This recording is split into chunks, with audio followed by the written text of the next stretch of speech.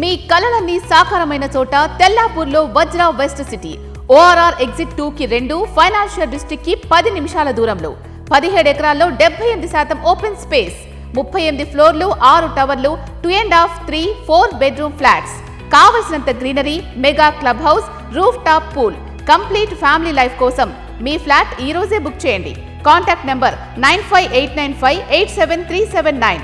Vajra for better living. మీ ఇంటర్వ్యూకి ముందు, అంటే మీతో ఇంటర్వ్యూకి నేను కూర్చునే ముందు నేను చాలా డిస్కస్ చేశాను, చాలా రీసెర్చ్ చేశాను మౌనిక గారు. నాకున్న క్రెడెన్షియల్ సోర్సెస్లో మీకు కానీ, అంబటి రాంబాబు గారికి కానీ, గల్లా మాధవి గారి ఫ్యామిలీకి కానీ ఎక్కడ పర్సనల్ రైవలరీ అనేటువంటిది ఏదీ లేదు. కానీ మీ ఇద్దరి పోటాపోటీ ప్రెస్ మీట్లు చూసిన తర్వాత పర్సనల్ రైవలరీ ఏమైనా ఉందేమో అన్న డౌట్ నాకు వచ్చింది. Correct me if I'm wrong. ఏమన్నా ఉందా మీ ఇద్దరికి, ఏమన్నా వ్యక్తిగత వైరం కానీ? ఎప్పుడూ ఉండదండి. ఆవిడ పర్సనల్ రైవలరీ ఇప్పుడు కూడా ఉండదు. ఆవిడ మహిళల్ని తీసుకొచ్చారు, గుండాలను తీసుకొచ్చారు, దాడి చేశారు. దాన్ని మట్టుకే మేము క్వశ్చన్ చేస్తున్నాం. పర్సనల్ రైవలరీగా దీన్ని మేము తీసుకోవట్లా. చట్టరీత్యా ఎదుర్కొంటాం, చట్టరీత్యా ఎదుర్కొంటాం. ఆవిడ తీసుకున్నారు పర్సనల్గా, ఆవిడ పర్సనల్గా తీసుకున్నారు కాబట్టే లా అండ్ ఆర్డర్ని బ్రేక్ చేసి ఆవిడ రంగంలోకి దూకారు దాడి చేయించడానికి. మేము పర్సనల్గా తీసుకోం, దీన్ని ప్రజాస్వామ్య పద్ధతిలో ఎదుర్కొంటాం. పర్సనల్ రైవలరీ ఏముంటుంది ఇందులో? కాకపోతే నేను ఆవిడకి చెప్తున్నా, ఆవిడకి కూడా పిల్లలు ఉన్నారు.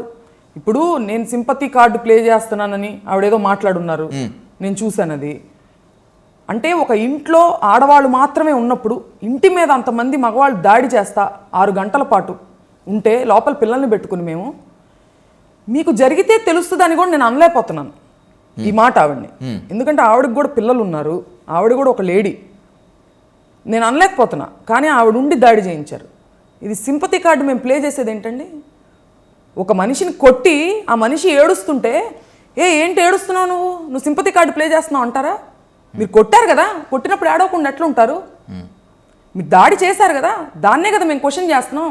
క్వశ్చన్ చేస్తే సింపతి కార్డు అంటారేంటి? ఎమ్మెల్యే మాధవి గారు క్రిటిసైజ్ చేశారనో ఆ వర్డ్ తీసి కాసేపు పక్కన పెట్టేస్తే నేను కూడా ఒక హానెస్ట్ సబ్మిషన్, ఒక క్వశ్చన్ మీ ముందు పెట్టదలుచుకున్నాను మౌనిక గారు. వారం రోజులు బట్టి మీ ప్రెస్ మీట్స్, మీ బైట్స్ చూస్తున్నాను. చాలా సమర్థవంతంగా మాట్లాడుతున్నారు మీరు. ఫస్ట్ మీ రియాక్షన్కి, దాని ఆల్టర్నేట్ రియాక్షన్కి, కాస్త గ్యాప్ తీసుకున్న రియాక్షన్కి మధ్య చాలా తేడా కనిపించింది. అంటే అగ్రెసివ్నెస్ సెకండ్ బైట్కి ఎక్కువ ఉంది. అంటే ఆ గ్యాప్ గల కారణం ఏంటి? ఇలా రియాక్ట్ అవ్వమని చెప్పి వైసీపీ మీకు పుష్ బ్యాక్ ఇచ్చిందా, లేకపోతే ఆమె అన్నట్టు సింపతి కార్డు ప్లే చేశారా? సింపతి కార్డు ప్లే చేయడం ఏంటండి? దాడి జరిగింది కదా, ఇప్పుడు దాడి జరగకుండా నేను వచ్చి ఏదైనా చెప్తే అప్పుడు అది సింపతి కార్డు అవుతుంది. దాడి జరిగింది, దీన్ని అందరూ లైవ్లో చూశారు. దాడి జరిగిన మరుసటి రోజే నేను ప్రెస్ మీట్ పెట్టడం జరిగింది లైవ్లో. సో ఆ ఎఫెక్ట్ మా మీద ఉంటుంది కదా. మేము వెంటనే దాని నుంచి తేరుకోలేని పరిస్థితిలో మేము ఉన్నాం. ఒక ఎమోషనల్ సిచ్యువేషన్లో మేము ఉన్నాము. సిచ్యువేషన్ ఉన్నట్టుగా మాట్లాడాం.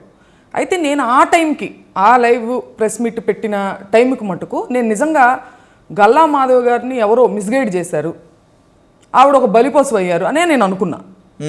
కానీ దాని తర్వాత ఆవిడ నెక్స్ట్ రోజు ఒక ప్రెస్ మీట్ పెట్టి అందులో మమ్మల్ని హెచ్చరించారు. అంటే దాడి జరిగిన తర్వాత కూడా ఆవిడ ఆత్మవిమర్శ లేదు, ఆవిడకి ఎటువంటి రిగ్రెట్ లేదు.